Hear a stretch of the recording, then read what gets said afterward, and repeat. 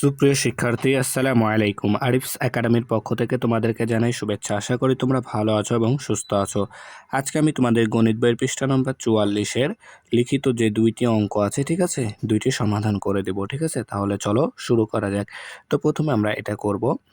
তো দেখো প্রশ্নটাকে পড়ি আমরা। তো দেখো বলছে ৭৭ মিটার দীর্ঘ, ঠিক আছে, ৭৭ মিটার দীর্ঘ লাল ফিতা ও ২২ মিটার দীর্ঘ কালো ফিতা, ঠিক আছে। তাহলে এখানে দুইটা ফিতা আছে, একটা লাল ফিতা একটা কালো ফিতা, যাদের দৈর্ঘ্য হচ্ছে, একটা লাল ফিতা হচ্ছে ৭৭ মিটার আর কালো ফিতা হচ্ছে ২২ মিটার, ঠিক আছে। তো এখন দেখো বলছে এই দুইটা ফিতা থেকে কোনো ফিতা নষ্ট না করে একই মাপের, ঠিক আছে, একই মাপের সবচেয়ে বড় টুকরা, ঠিক আছে, দেখো সবচেয়ে বড় টুকরো কেটে নেওয়া হলো, ঠিক আছে, সবচেয়ে বড় টুকরো কেটে নেওয়া হলো।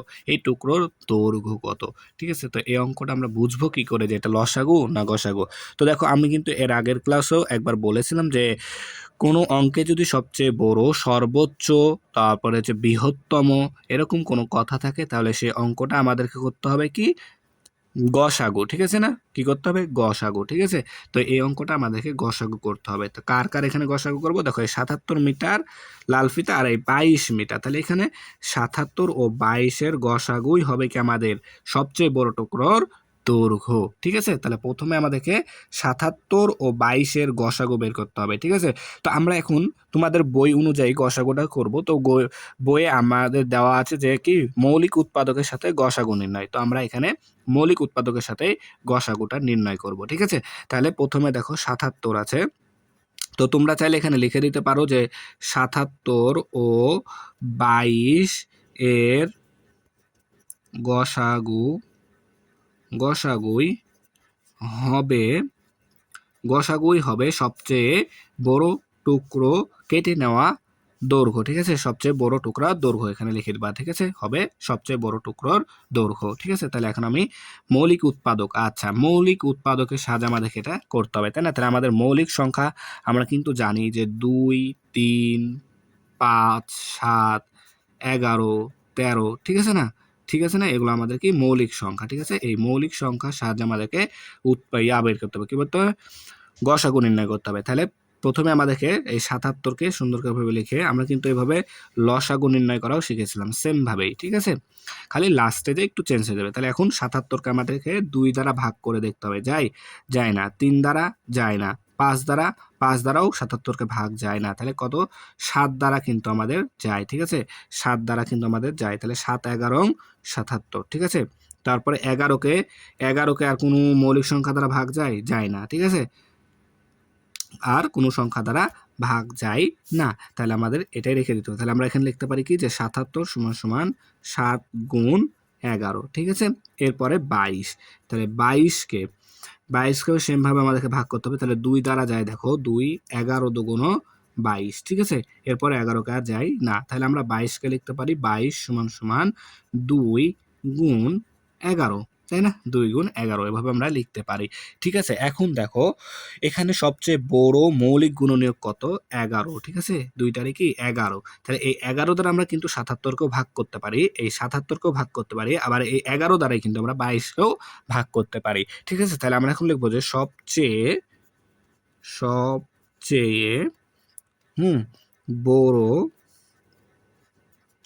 বড় মৌলিক গুণনীয়ক, সবচেয়ে বড় মৌলিক গুণনীয়ক বা উৎপাদক উৎপাদক উৎপাদক ১১ দিয়ে ৭৭ ও ২২-কে ২২ বিভাজ্য, তাই না? অর্থাৎ ১১ দ্বারা ৭৭-কেও ভাগ করা যায়, ২২-কেও ভাগ করা যায়। তাহলে এখন আমরা লিখবো যে কি, যে অতএব ৭৭ ও ২২ এর গসাগু কত? ১১, তাই না? তাহলে গসাগু ১১ হলে আমাদের টুকরার দৈর্ঘ্য হবে কি ১১। তাহলে এখানে লিখে দেবো যে সবচেয়ে বড় টুকরার দৈর্ঘ্য, অতএব সবচেয়ে বড় টুকরার দৈর্ঘ্য 11, তাই না? তাহলে এটা কিন্তু আমাদের অ্যান্সার, ঠিক আছে? তাহলে আশা করি তোমরা এটা বুঝতে পেরেছো, ঠিক আছে?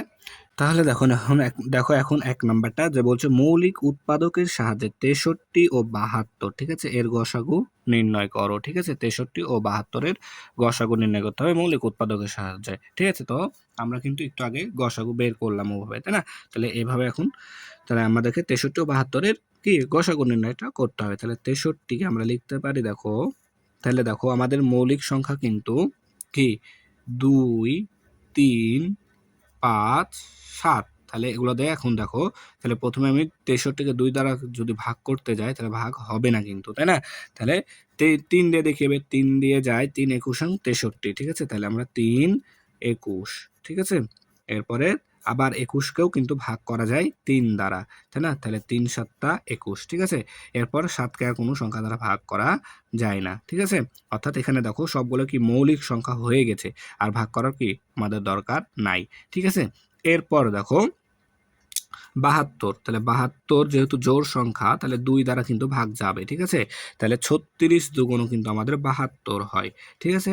আবার 36ও জোড় সংখ্যা, তাহলে একেও 2 দ্বারা ভাগ যাবে, 18 দুগুণ 36, 18 আবার 2 দ্বারা যাবে, 9 দুগুণ 18, ঠিক আছে?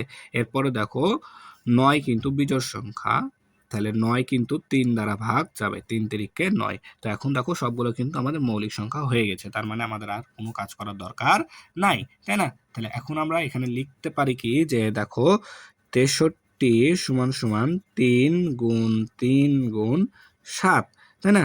আর 72 সমান সমান 2 গুণন এই যে এগুলো লিখছি 2 গুণন 2 গুণন 2 গুণন 3 গুণন 3, তাই না?